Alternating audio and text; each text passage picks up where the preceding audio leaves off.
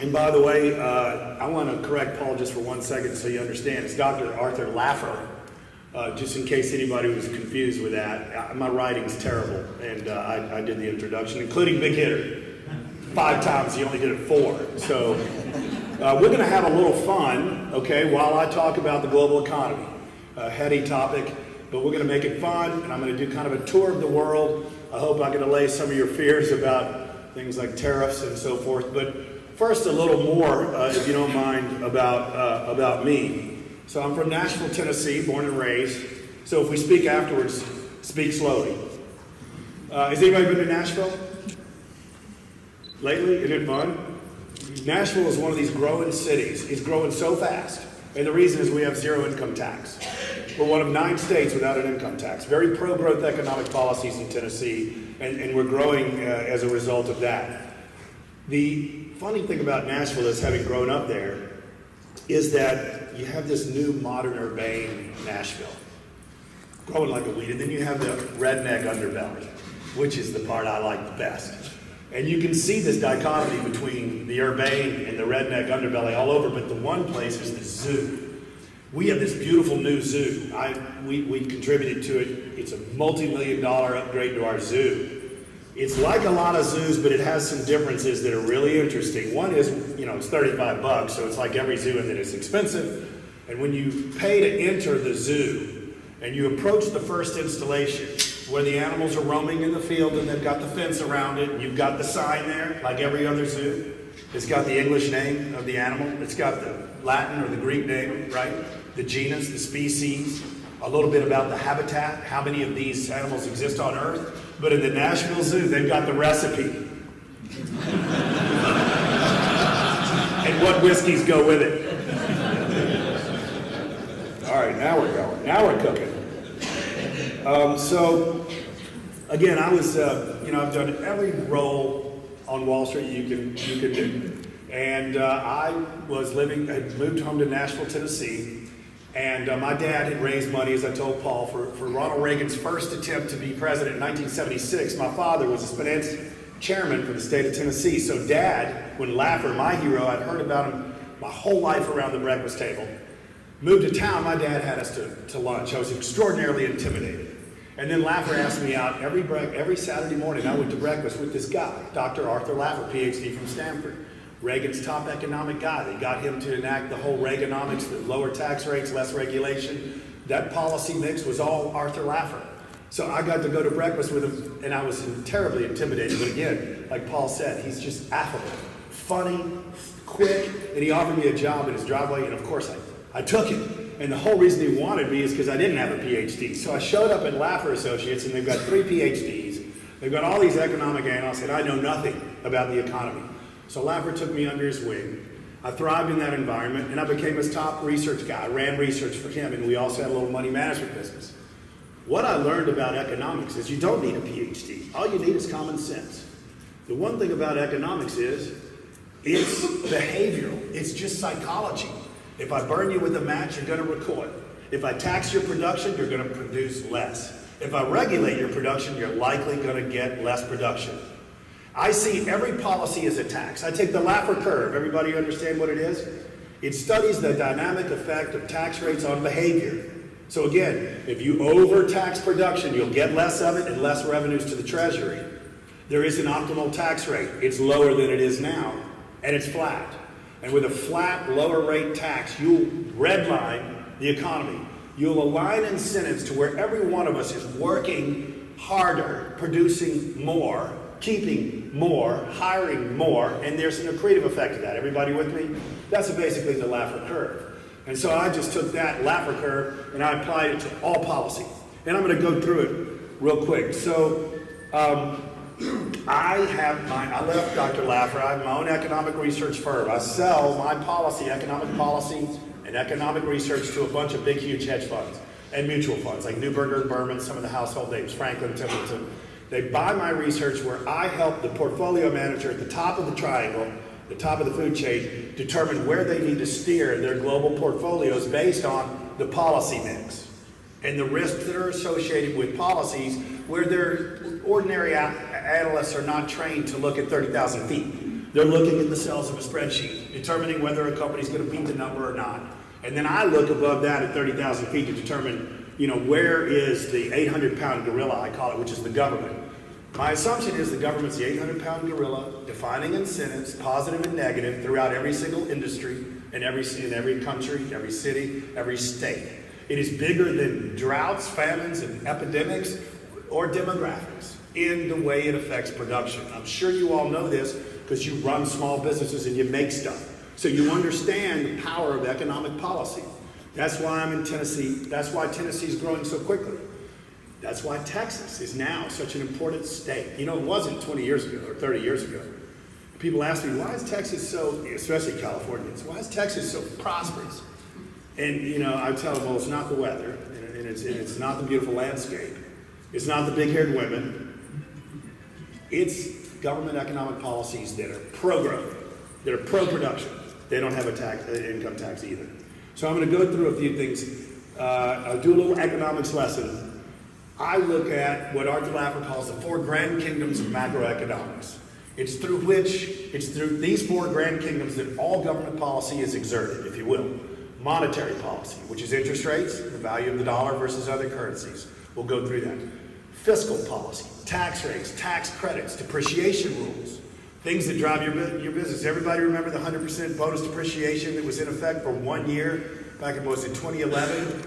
That one temporary depreciation rule drove large parts of the economy that we made money on as investors. When something changes up here in the atmosphere of 30,000 feet where I study, something jumps and runs on the forest floor, and it's you people, producers and consumers.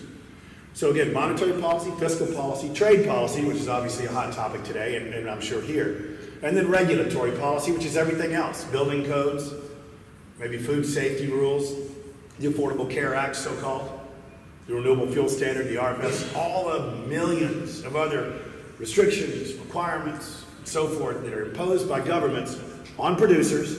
Now, I focus more on producers, by the way, than consumers. Anybody ever heard of Keynesian economics where they study demand for everything? It's a demand focus. I do not care too much about demand. I study you people, producers, people that make things, because these are the smart people in the economy. They have the incentive to adjust to a policy quickly, and they can, because of their situation running companies, they can adjust away from a policy that is onerous. They can change the timing of their production. Okay, they did with the depreciation rules. You can postpone production or pull it forward.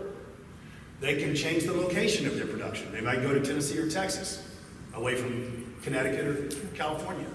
And they can change the quantity of their production, again, to avoid penalties, which are regulatory, tax bills. Everybody with me on that?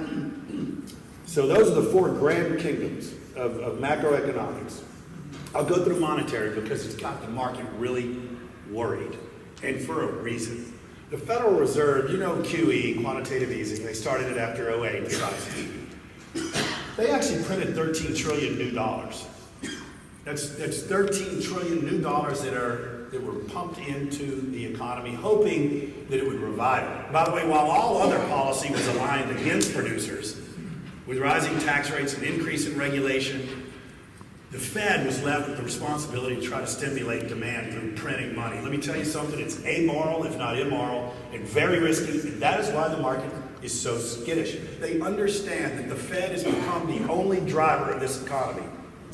And that when they put 13 trillion out there, they got to pull some of that back, and what does that mean? And it's beyond any PhD. We've never been here in history. If you go and look at the monetary base, you'll see a chart, and it goes from 1929 when they invented the Fed, like this, and there's a little blip where 2000, and then 2001 when we got hit by the attack in New York, a little blip, and then there's this giant increase, like a fourfold increase in the monetary base. It could be blue blazers, it could be French fries on earth, and you'd look at it and go, what the hell happened to this trend line? Well, that's why the markets right now, Wall Street, is freaking out, because unwinding that is beyond anybody's comprehension. Because the production of that kind of money was beyond anybody's comprehension. Are you with me? That's why the market's not just going up right now. Even though growth is accelerating around the world, It's because of this one thing. And so that's monetary policy. I'll give you a hint on this. I don't think interest rates are going to go up extraordinarily high. All right, I'm going to stick my neck out on this, and if I'm wrong, please don't call me. But if I'm right, I want all the accolades, everything. I don't see inflation. And that's the big worry of my types on Wall Street right now.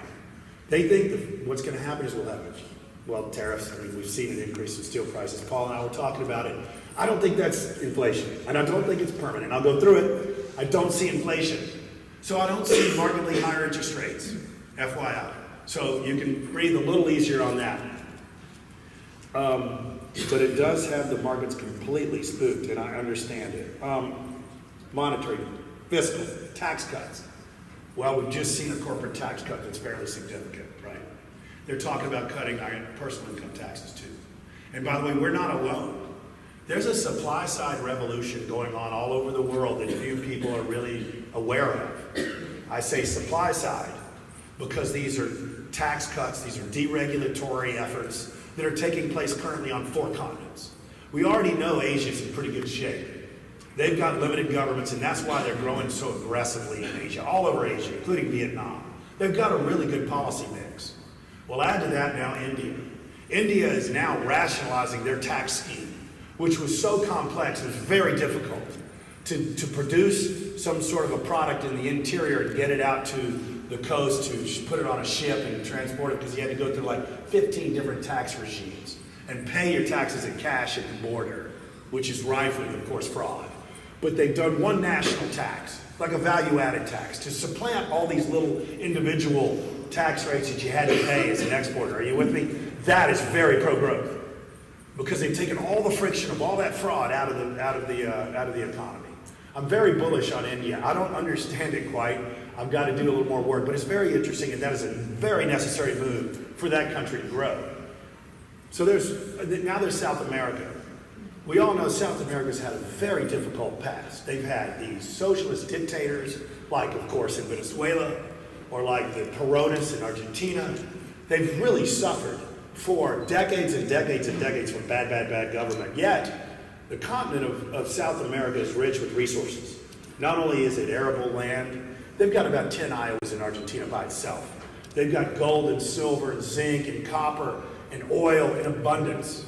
And all those natural resources have been held dormant by policies initiated by these governments that have disincentivized production. Argentina was once the 4th richest country in the world in the late 1800s. Number 4. By the way, it's nowhere near that now. It's a very poor country. That's because they went through 6 successive armed coups, military dictators. They taxed the last man standing. They taxed production to where it stopped. Halted. Now they've got this reformer by the name of Mauricio Macri. Anybody read about this guy? He is something else. He wins by like a hair against another socialist dictator, who, by the way, now might go to jail. I mean, either you get elected down there or you go to jail. That's kind of like the binary deal if you're a leader.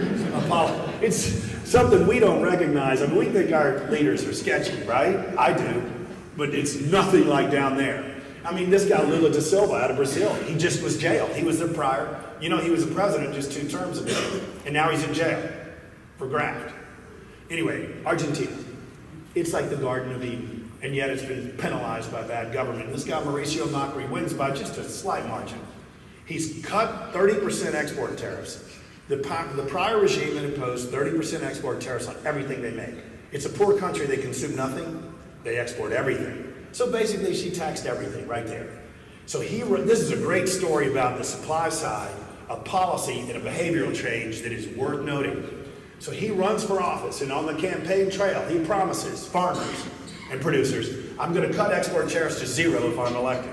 So let's assume you all are a bunch of farmers in South America, in Argentina. What do? It's a very resource-rich country. They produce a lot of corn, soybeans, wheat, hay, beef.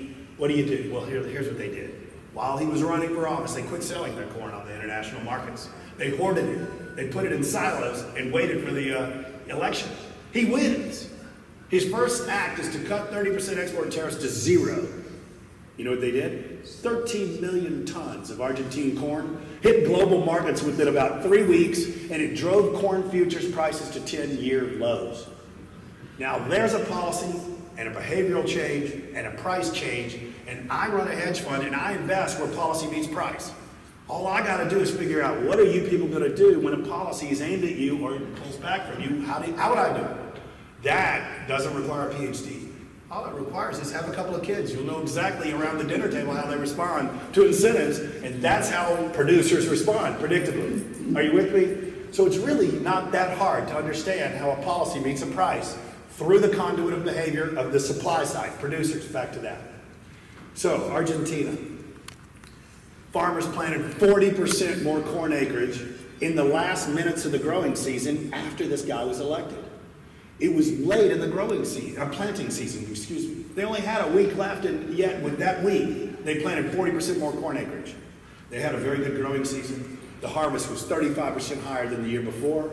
Go out another year, because he was elected December 2015, they've had a 75% increase in corn production in 2 years.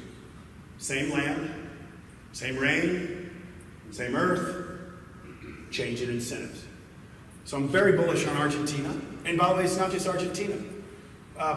Chile just elected a man by the name of Sebastian Pinera. Sebastian Pinera is a supply-side reformer. He's looking to cut tax rates.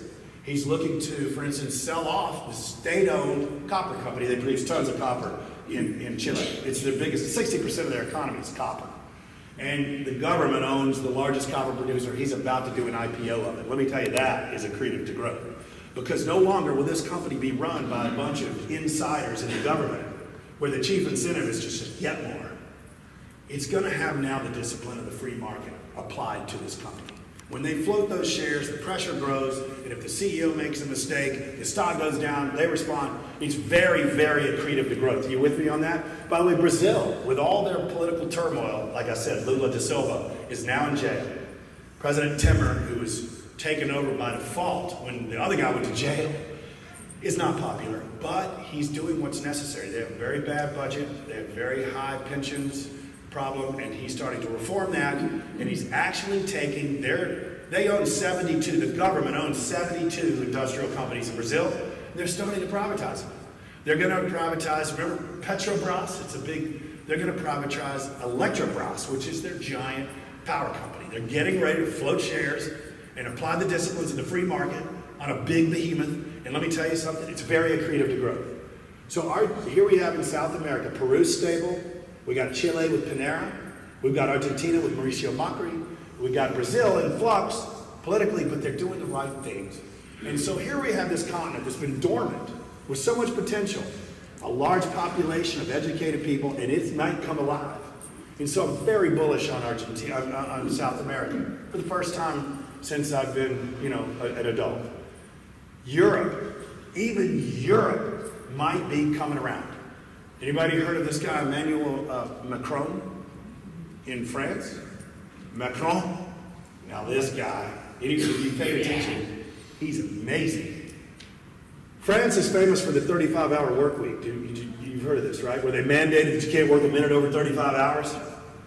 We've studied the labor rules in France. You people would not be in business if you had to operate your companies in France. You just couldn't. It's against the rules to fire anybody. You cannot fire. So guess what? Nobody hires. Right? Their unemployment rate is the highest in Europe. Their budget deficit is the highest in Europe. Their stock market is one of the smallest. It only has 1,200 public companies.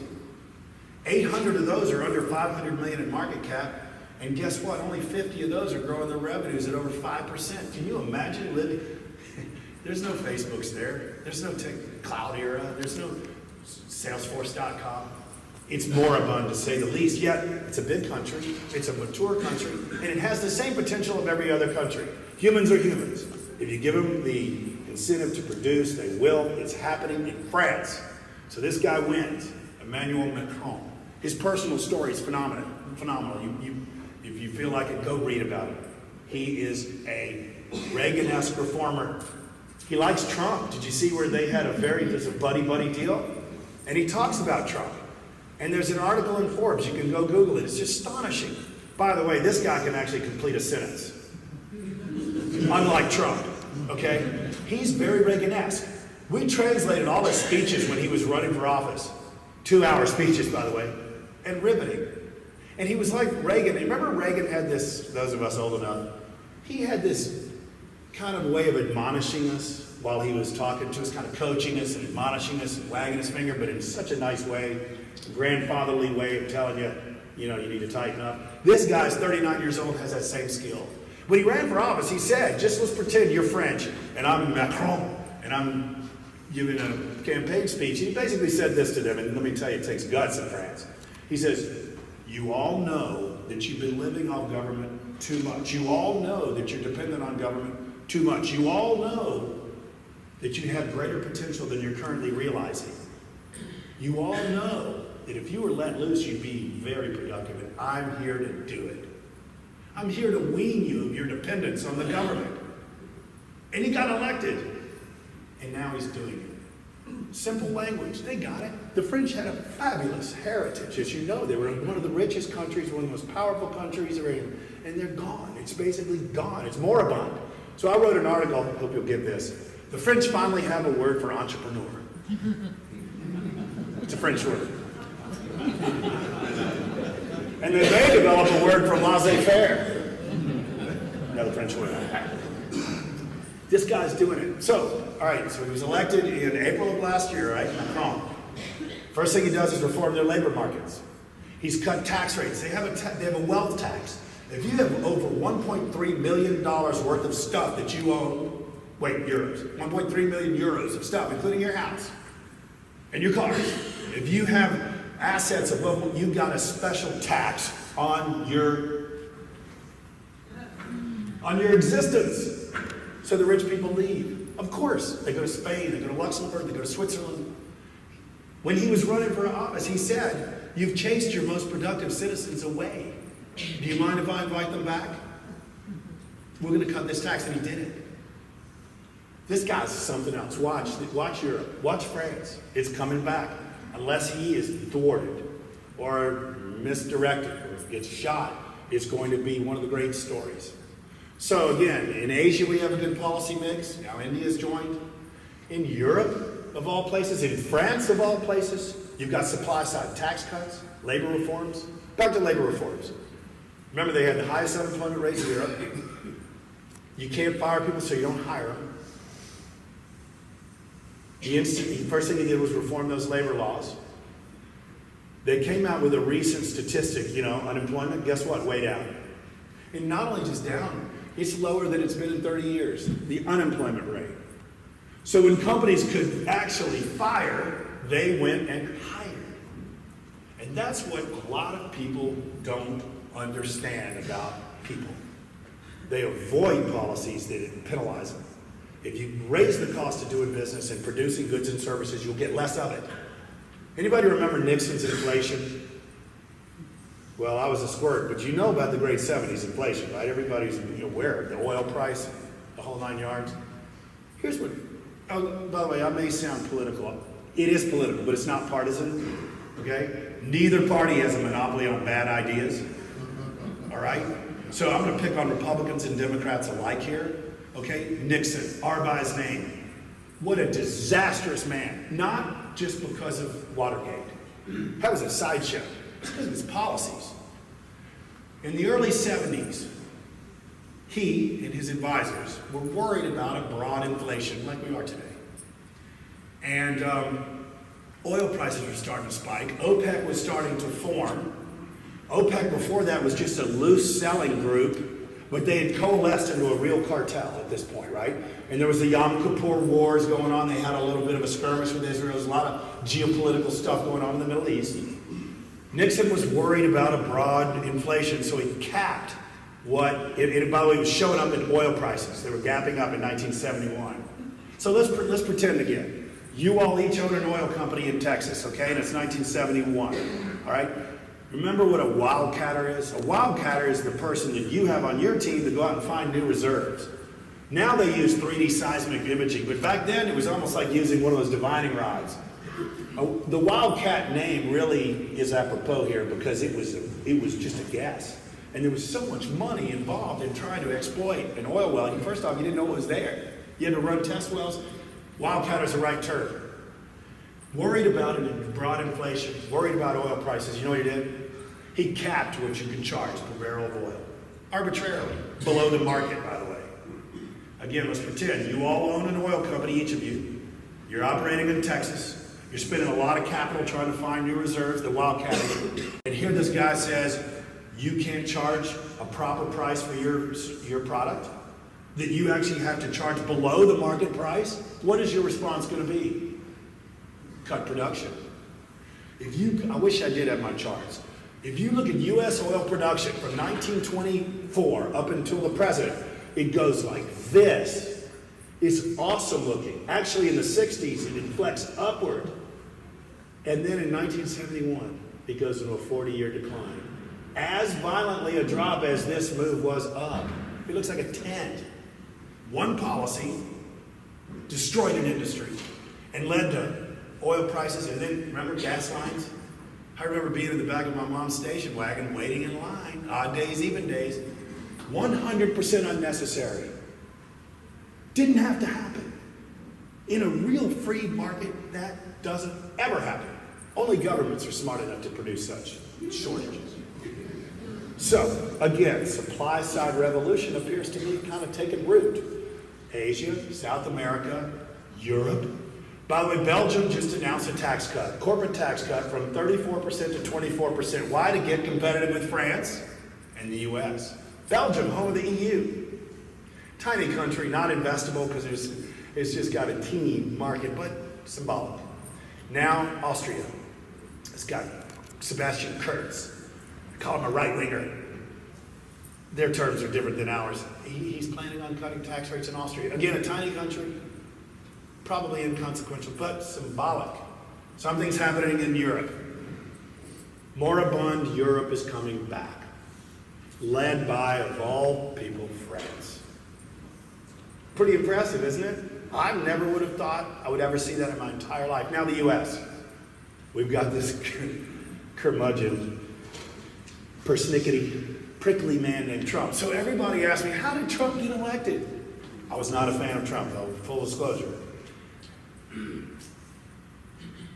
Because I hate The Apprentice. I hate that crap. You know, I had so much trouble getting over it. A lot of people thought this is exactly what we need because I'm sick of it. Capital IT, right? And that's how he got elected. How could a guy this prickly and this unattractive get elected in this age where all the TV personalities are handsome or beautiful or blonde and this guy comes in and does that? And I'll tell you how. The economy, stupid. It's been in very bad shape. I live on Wall Street, and as you know, stocks have been up. So my life's different than most people. Main Street, if you look at average household income, I don't look at GDP, by the way, when I try to determine how well our economy's doing. GDP contains government spending. And I think government spending probably retracts from GDP or detracts from it. So it's a bogus measure, but everybody looks at it, so I have to. If I want to know how our economy's doing, house to house, I look at average household income. It's a statistics, it's much purer than the GDP.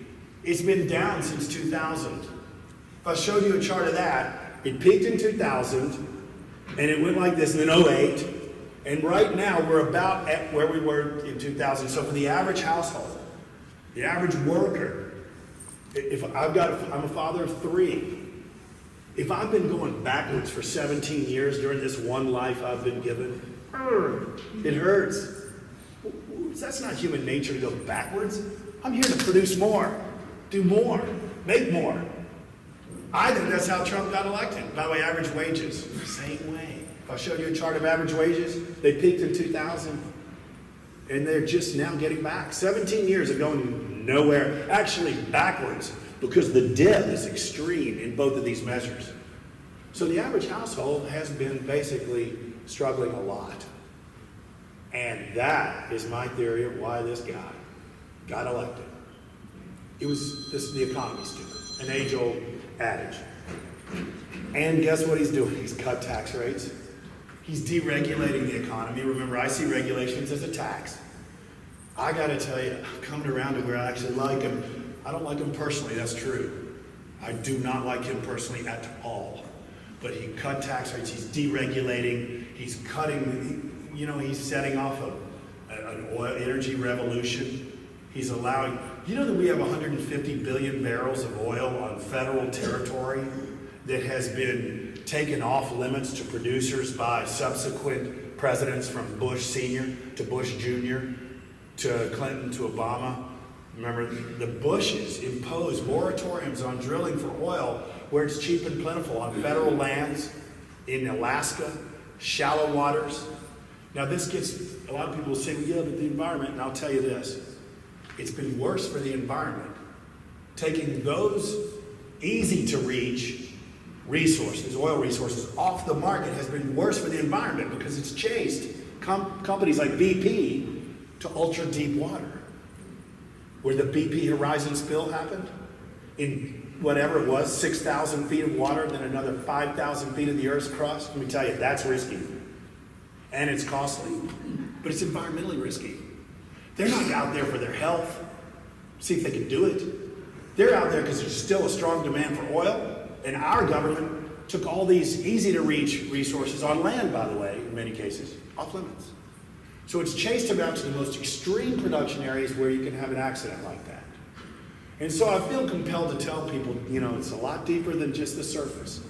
If you close off access, if that oil spill had happened, by the way, on land in Alaska, they could have shut it down in 3 hours, not 3 months. Nothing to it. So now Anwar's on the table. And I got to tell you, I'm pro Anwar development because of that. I'm in the position where I have to analyze all these policies like a scientist. I can't get emotionally involved because I'm trying to make money on the distortion. I've got a front row seat to the train wreck that is government policy, and I have to be dispassionate about it. And when I saw what happened at BP, I kind of changed my opinion about oil.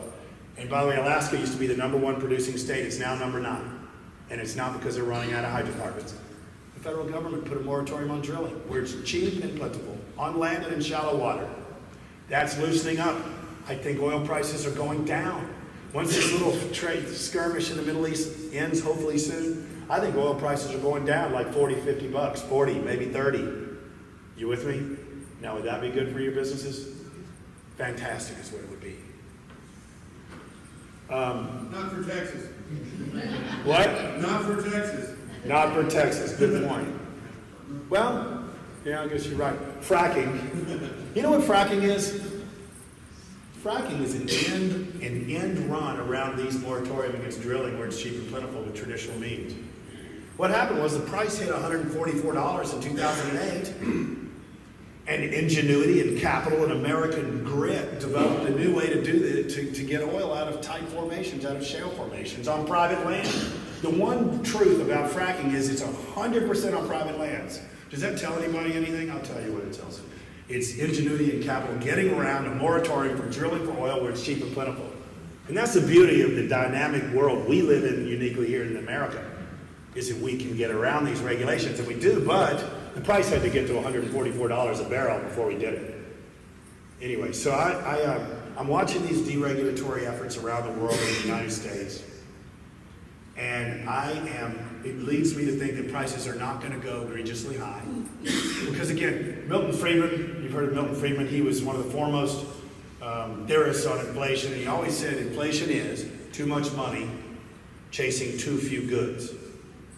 I know where we got the too much money, $13 trillion in QE.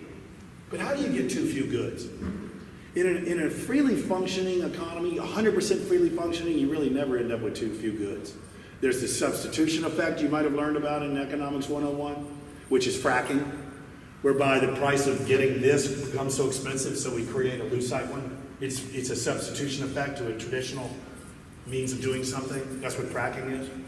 So in a fully dynamic, freely functioning market, there is no scarcity. And so when you deregulate these markets, when you cut the cost of producing goods and services, you know what you're going to get? More goods and services on 4 continents. And what's that do to prices? Puts a lid on them, and it probably sends them down. So I'm not on board this inflation deal at all. You might see a temporary spike in inflation. I think we're seeing that. As demand crops up and the current existence of supply is kind of overwhelmed, but with a free market, producers are going to be incentivized to produce more to meet the supply, the demand increase, right? And the price increase, and it will equilibrate and bring down prices. Are you with me? I just am not on board the inflation story long term. Now, that brings me to trade, which Paul and I were talking about. I know steel is important to you all. I think that President Trump is not just a blowhard. That was the first word that came. I digress. I think that his bark is worse than his bite. He tends to slap you in the face and then negotiate. I don't think he's wed to bad ideas.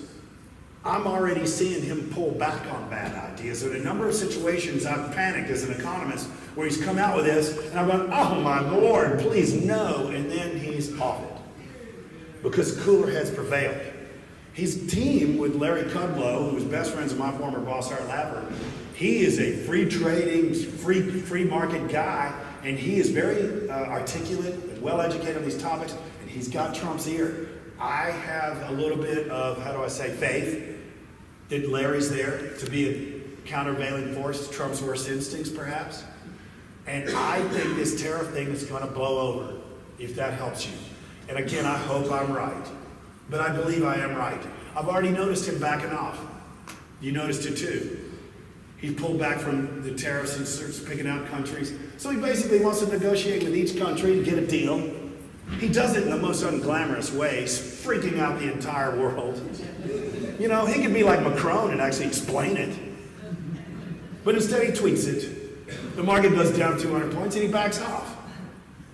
I've been studying this guy. I think he's, I've been going back through, I've become an expert on policy going back in many countries over 100 years. I could give you a history of the U.S. economy that would make you laugh and cry. This guy, I've been trying to look for an analog. Clinton. Although Clinton had a warm presence.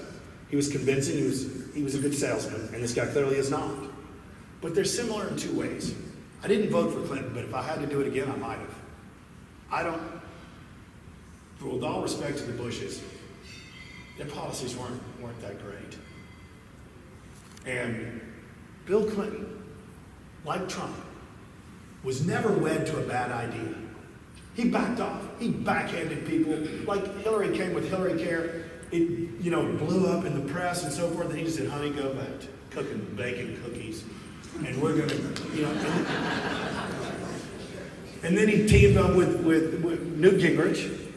And they cut the capital gains tax. They enacted welfare reform where you actually had to look for a job to get welfare benefits. And welfare rolls collapsed and unemployment declined as well.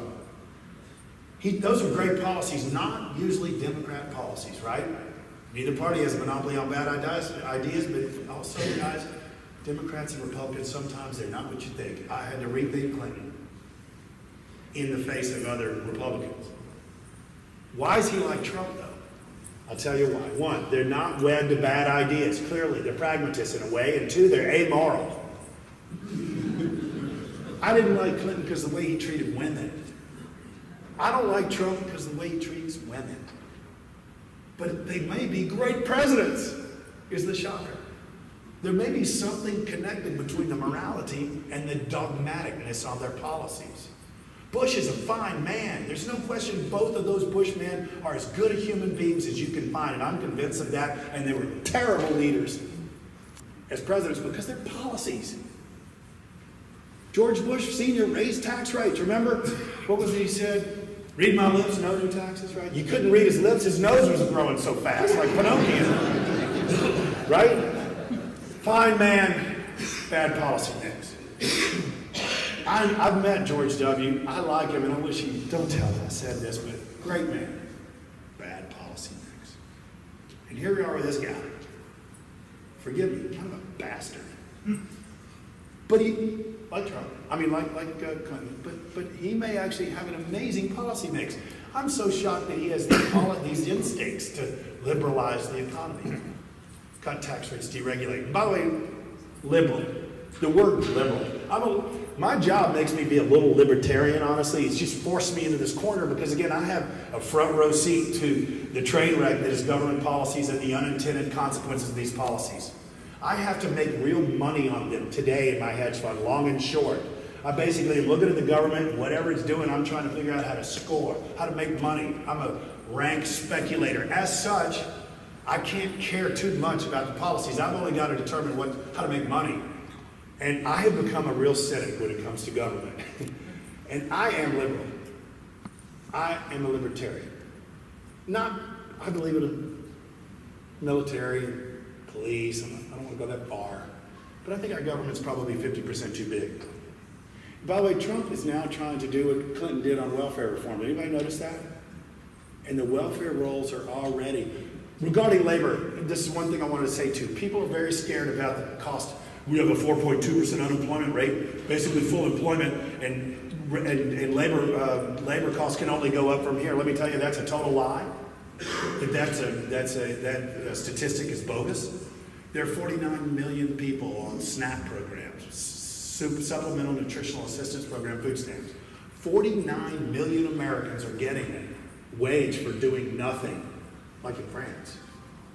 All you got to do is give them a proper incentive to wean them off of the welfare system and back into the workforce. It's already been done. Clinton did it. That welfare to work program worked. Not only for us, the economy, the budget, but for the people who actually did it. They were able to get a job, realize the excitement of doing something every day, showing up on time, achieving, maybe getting a promotion. Those basic human things that we take for granted, they never get in that world. Think about it. In a way, it might be devoid of meaning. So there's a human and a spiritual side to this. It's only right to try to get them into the productive workforce for next generations. I know I'm getting deep here. I'm scaring myself. But I see Trump doing that, and I've got to tell you, I'm shocked and impressed. Don't hate me for it, but I'm only looking at the policies, not the man. All right, so how am I on time? Am I done? You probably hope so. 10:07. How much? 10:07. What time did I start at? 9:15. You got about 10 minutes. 10 minutes to burn. I'm going to do Q&A. Do you mind? You can ask me anything, but I want one little story. Because again, I'm not a trained economist, but I became one working for one of the greats, Art Laffer. I'm going to tell a story about economists. Economists, the reason he wanted a guy that had invested in the real market, in the real world, is because economists equivocate on everything. You can never pin them down. Remember the old joke, on one hand this and the other hand that? So here's a story about an economist who, was a professor at the Vanderbilt Business School in Nashville, and one beautiful Saturday afternoon, he was out hiking in the Appalachian Trail. It was a beautiful, crisp, sunny fall afternoon. And he was a devout atheist, by the way, and a real humanist and an intellectual. And he's meandering along the path in the woods, thinking about evolution, the power of evolution and nature, lost in his own thoughts like a professor, of course. And he hears a rumbling in the bushes next to him. So he looks over, and it's a black bear that comes out of the bushes and starts chasing him down the path. Of course, he can't run very fast. He's a professor. He's like, woo, never run in his life. He's running as fast as a little knock-knees can take him, and he looks over his shoulder, and the bear's catching him. He tries to run faster. The bear's right on him. He trips on a stump and falls to the ground. Flips over on his back. And he yells, "Oh my God!" Because the bear's claws were fully extended, about to take his head off. He yells, "Oh my God!" And right then, the bear froze. And time stood still. And a voice came from the heavens.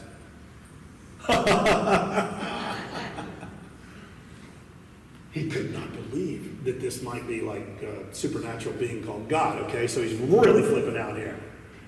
The voice from the heavens, You're an atheist, you're a devout atheist, you told thousands, if not tens of thousands of students I don't exist. And under duress today, you call upon me to save you. The professor's like, well, God, I guess if you can't turn the bear into a Christian, would you turn me into a Christian? God said, very well. Well, I blew it. Reverse. He said, if you can't turn me into a Christian, would you turn the bear into a Christian? God said, very well. The bear reanimated, put his paws together and said, "Bless this food I'm about to receive."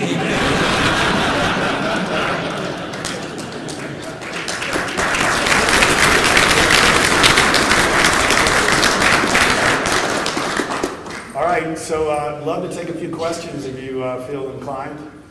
So Clinton was the last president to balance the budget. You hear a lot about it in the news. How concerned should we be with deficit spending in the national debt? Very, very concerned. It's going to take a lot of guts and a lot of work for this guy to do that, because he doesn't have a Congress on board.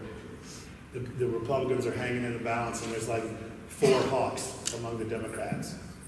They just, the group that's in there now, you will get no Clinton from there.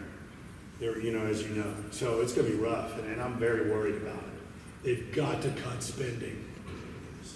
And, they probably spend $1 trillion on paper clips. There's like, I just one day went, it's like, how many people are in some of these departments you hear about? So I went, how many people in the Department of Energy? 80,000. What? The Department of Energy? What do they do? And then how many in the Department of Transportation? 70,000. How many in Washington? 10,000. They don't even have the orange vests on. They're just sitting in offices at highest union wages. Post office, 500,000 employees, and they own $60 billion worth of prime real estate. My hometown, in my nice neighborhood, we have 2 post offices on big plots with like 3 people in them, all in line forever, right? I mean, couldn't we just outsource that to Amazon and be done with the damn thing and save all those pension obligations and all that stuff? They're doing it in other countries. Germany outsourced their post office. It's now a publicly traded company that's done really well. The Deutsche Post IPO back 15, 20 years ago. They're look at Brazil selling their power company, Electrobras. There's no reason we can't do this. Well, there is a big reason, politics. So with the right policy mix, I'm watching it like a hawk. I'm very hopeful, but that is it's a very big question, a very big risk to our well-being. But there's hope. I think it could be resolved. Yes, sir. Do you think that quantitative easing was a bad idea? And if so, what would you have done instead? Yes, very bad idea. As an investor, and among my peers, the investing class, professional investors that manage money for others, and myself, I resent the fact that the Fed has made themselves the only issue to talk about, think about, or deal with. It's like the elephant in the room now, and it has been since QE started.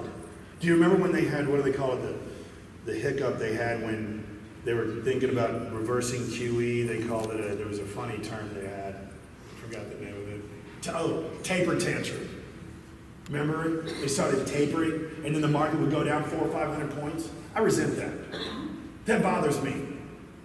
There's so much other stuff to look at in the economy besides the Fed. It's imposed themselves as the only driver, and that's what's got the markets, despite the renewed growth globally and in the United States, skittish. It's the Fed again, right? And then you've got the risk of humans not making the right decision. You've got the risk that a person does something wrong and throws the entire thing out of equilibrium. And QE. Do you remember the stimulus plans that Bush signed, by the way? I would not have done it. One of them was an $800 billion program to send checks out to individuals. Do you all remember that? Okay, mailbox money. All right, I paid too much in taxes, so I didn't get one. But a lot of people, Joe Sixpack and his wife, got $600 if they were single, $1,200 as a family of free money. And I remember talking to a guy named Jared Bernstein. He's on CNBC and Fox all the time, and he was Joe Biden's chief economist. Now tell me why the VP needs a chief economist. What? We've got like 100 of those people serving the president and the Congress. This guy is a leading spokesman of that way of thinking. I was in a meeting about this big, and he was arguing that every dollar they spend on this mailbox money, every dollar that they put into Joe Sixpack's mailbox, is going to miraculously end up being $2.3. That was the math as it trickled out into the economy. So Joe Sixpack was going to take his $600 and get maybe a 6-pack of beer and he's gonna go to the hardware store, and he may go to Walmart, and then that money is gonna matriculate into the economy and become 2.3. Guess what? It didn't happen. It became like 0.8. There was a lot of friction to that gift. One, the apparatus to send out the checks. Two, it increased our budget deficit by a commensurate amount. Three, Joe Sixpack got something as a reward for nothing. Something other than work effort. There's a little friction there, in my opinion. And they didn't go spend it. They saved it. So fast forward to August of 2011. Do you remember when the S&P rating agency downgraded our debt for the first time in history? And the market went down like 600 points in 2 days? Anybody remember that? I do, because I was throwing up. You know? People think that that 800 billion just grows on trees. Well, it increased our deficit by the commensurate amount, which led to the S&P to downgrade our debt, which led to trillions of dollars of losses in the real stock market. So I'm against, by the way, to answer your question, stridently against these types of things. They're arrogant and damaging. Does that answer your question? You didn't say what you do instead, Nothing. so let them fail. Yes. Well, it never would have happened under my tutelage. You know why? Because the housing crisis, all right, greedy bankers aside, let's just put them in there and say, yes, they're greedy, they want to make money. But they play by the rules they're given, largely. And the rules were geared to create a housing bubble. One, Fannie Mae and Freddie Mac. Fannie Mae, they used to argue in the day, is it an explicit guarantee of this paper? Or is it implicit? So I went and read their mandate. It was explicit. There was no implied. This was the Fannie Mae and Freddie Mac backed all this debt with a federal guarantee. Let's assume I'm your average greedy banker. And I know with perfect certainty that you people have my back. And I've got $1 billion to lend. Do I really care about the risk when I know that you have my back, when I know that there's really no risk to me? That's what happened. It led to a speculative frenzy because the real price of risk was not realized by any of the participants. If that was my risk, I wouldn't have done it. But it wasn't. It was your risk as citizens, as taxpayers. So I don't think I would have done anything, honestly. I would have let them go out of business. Even though before that I would have had a mechanism. Fannie Mae, Freddie Mac, the moral risk of having them back all that paper. And then you had the Community Reinvestment Act. Anybody ever heard of it? CRA, 1996, Clinton, one of his bad things. They mandated that banks like Bank One and these banks lend to subprime borrowers. Mandated it. And they called it racism if they didn't. I mean, they used race as a way to open up the spigot to lending. And so now it became mandated, and they even set quotas. I remember they dragged the CEO of Bank One in front of the Senate Banking Committee and said, you're not lending enough to subprime borrowers. And by the way, Barney Frank, is seen on video pounding the table when Bush was trying to cut these programs thinking a bubble was forming. And he goes, damn it, no. Open the spigots, his language, on video. Isn't it ironic that his name is on the Dodd-Frank legislation that was 500,000 pages designed to stop what happened that he was part of? Only government gets away with that. You in private sector could never get away with that. You'd be fired, lose your value, lose your company. So I don't think I would have done much. But before that, I never would have set up the mechanism in the beginning. Freely functioning markets adjudicate prices very quickly. If I'm not serving my customers, then one of you all will gladly do it, right? So I've got a discipline, and I'm taking risk as an entrepreneur, and my ass is on the line every day. But if I knew with perfect certainty that it wasn't, and that if I failed, that I would be supported by you, and there was no consequences to my behavior, I would behave differently. I think there was a certain amount of moral risk to that, personally. Forgive my opinions. I've got them, they're strong, but they're probably wrong. No, I'm just kidding. All right, come on, one more question. Yes? Short-term reaction if he truly gets indicted on something. Oh, gosh. Well, you know, Clinton did. They went looking for Whitewater, and they came up with the blue dress. That's exactly what happened to Clinton. They went for Whitewater, and they came out with Monica. Man, I don't want to, we're going through enough. I don't want this to happen. Just stay the course, keep deregulating, shut up.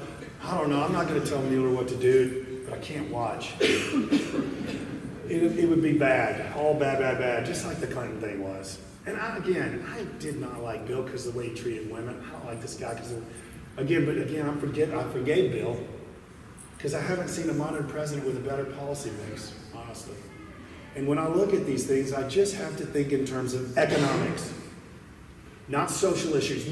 Here's what I'll tell you right now, in my opinion. The best and most important social issue is economics. Is that the average household has an ability to thrive, to produce, and be rewarded for that effort.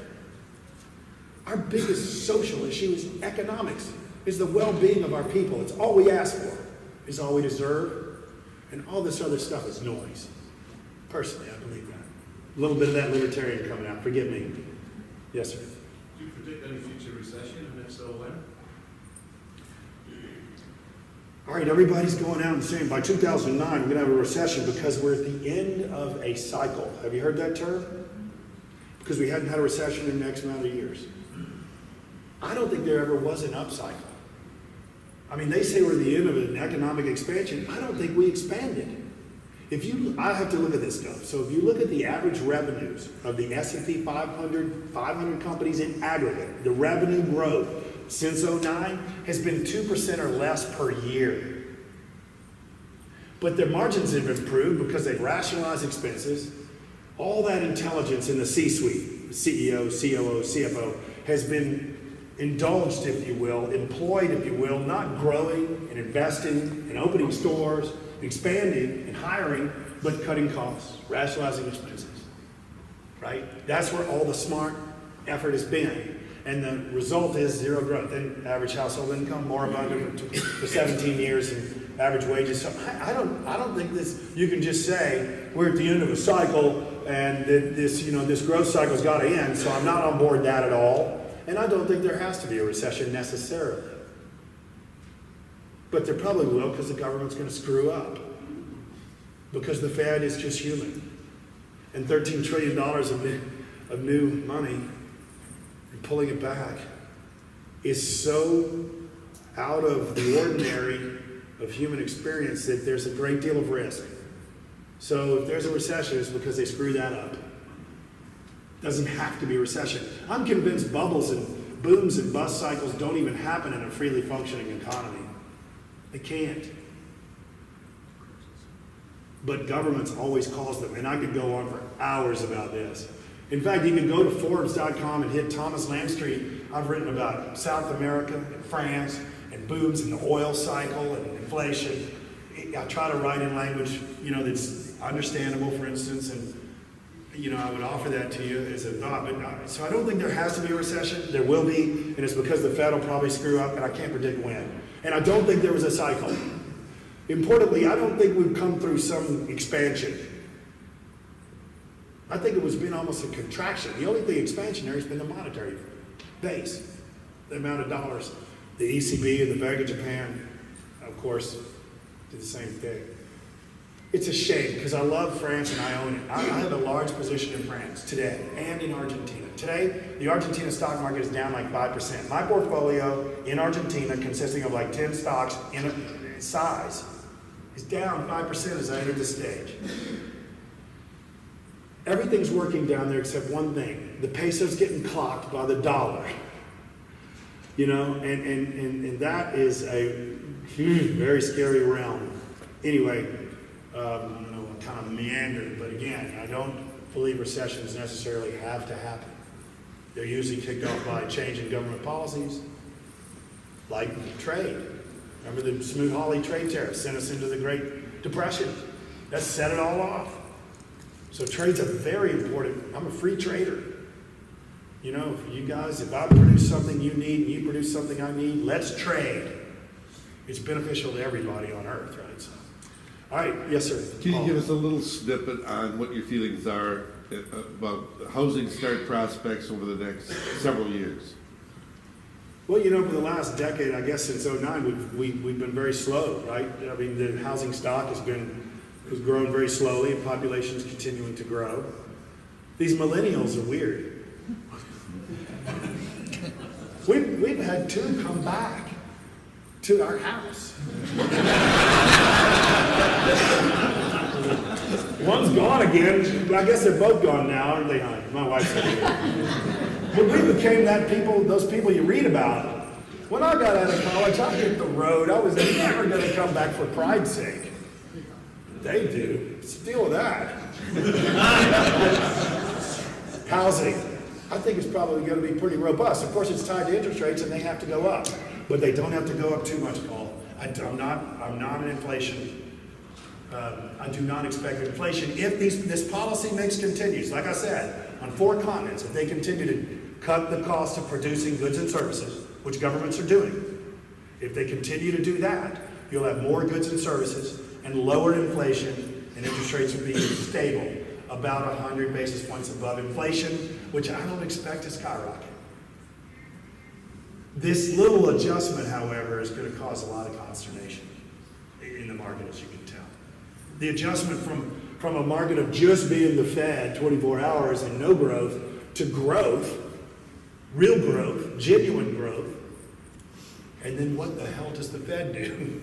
That's where the psyche of everybody who does what I do is today.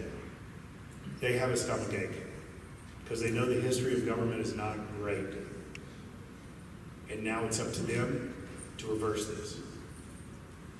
And they're mortals, and they're arrogant mortals. They don't think you can do it yourself. Joe Sixpack gets his $600. It's just an example. Who would do that? I wouldn't do that to my kids, even though they came home. We had to kick one out. And we did it successfully. We love you, but boom.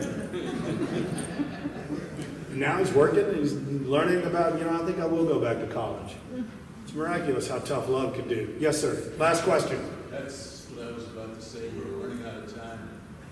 But I'm just warming up. All right, one more. Where do you see the exchange rate versus the euro going?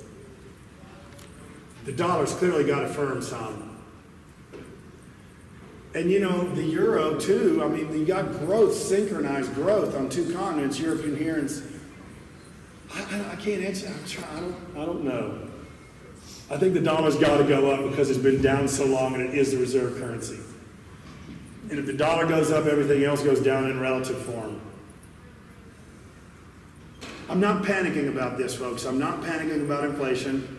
I am shaking, but I'm not panicking. And I think that with a little luck and some benign, let's say, intelligence on the part of the Fed, we can navigate this without having a terrible problem. So I'm an optimist. I'm here to tell you, inflation's not going to be a deal. I've been waiting for this policy mix for 30 years, and I see it. How could I not embrace it and love it? That is the deregulatory stuff, the deregulation and cutting tax rates. So I have to be bullish. The risk is central banks, and that's a big risk, that's true. All right, thanks so much for having me.